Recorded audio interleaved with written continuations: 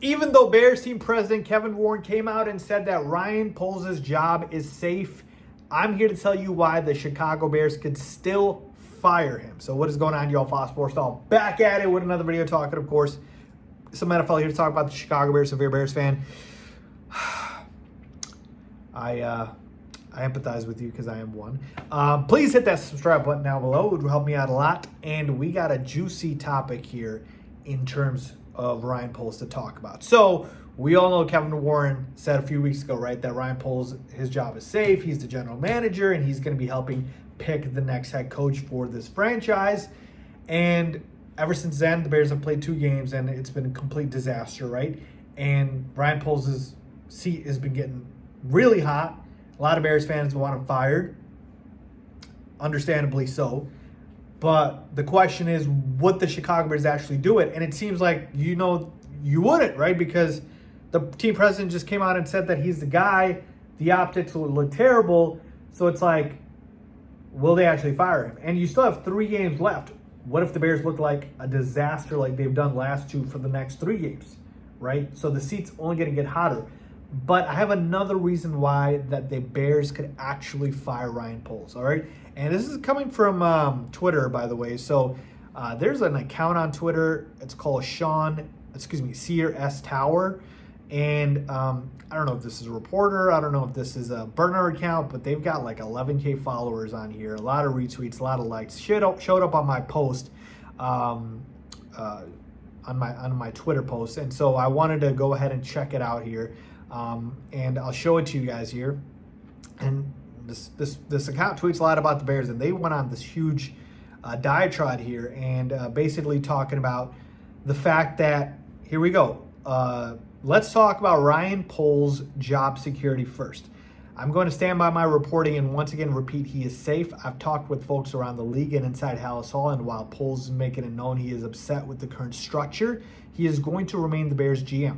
With that being said, Poles is on a leash, a very short leash, if I might add. He is going to be advocating for his job during coaching interviews. He's going to be pitching himself to the coaches as the coaches will be pitching themselves to leadership. However, and this is an extremely strong however, which I don't see happening, if the Bears' primary head coaching candidate is uncomfortable working with Ryan, I expect them to fire Poles. I'm unsure how the optics of this would work is because you traditionally hire a GM first and let that GM pick their own head coach. But I've been told that they will not hesitate firing Poles if it means being able to get the #1 head coaching candidate on their list. They would then hire a GM that aligns with their list and ordering. They will not let Ryan Poles prevent the Bears from getting the obvious first choice head coach should someone clearly separate themselves from the group and does not want to work with Poles. Next, sources inside the building have confirmed to me that Thomas Brown is no longer an option. They will still interview him, but he's no longer a serious candidate. Lastly, you will hear a lot of things about the next couple of weeks and months about hiring a coach that will shift the culture and flip the organization upside down. Make no mistake about this, there will be an offensive-minded head coach in Hallis Hall, known leader or not. I can confirm that this, even if it is a non-offensive-minded head coach, blows them away. If the gap between the non-offensive-minded head coach and offensive head coach is enlarged, they will still defer to an offensive head coach. Caleb is the #1 priority right now, and these last weeks have made that even more obvious. This leadership is not going to gamble on revolving doors at OC to develop what feels like, for the first time ever, a franchise QB at Hallis Hall. It will be offensive head coach or bust. All right, a lot there to unpack. Let me just start by saying I'm not taking this account's sources as, truthful, 100% accuracy and all that. Like, this is not Adam Schefter or Ian Rappaport. Like, this is not a known commodity. But I think it's just interesting because some of these things do make sense, so I want to address them. All right, let's just start with the last few things, and then we'll go back up to the Ryan Poles topic. So as far as Thomas Brown not being consideration, totally makes sense, folks. Thomas Brown is not the answer. He has not looked good these last 2 games. I told you these remaining 5 games were an interview process for him, and he had to show up and show out and win these games and have the offense looking good. Hasn't been the case. Sorry, buddy. I know you were dealt a terrible hand here, but that's just how it goes. So that doesn't surprise me. And the offensive-minded head coaching direction, just made a video about that. Totally agree. That's what Adam Schefter reported, so that's actually accurate. Now, talking about the Ryan Poles topic here.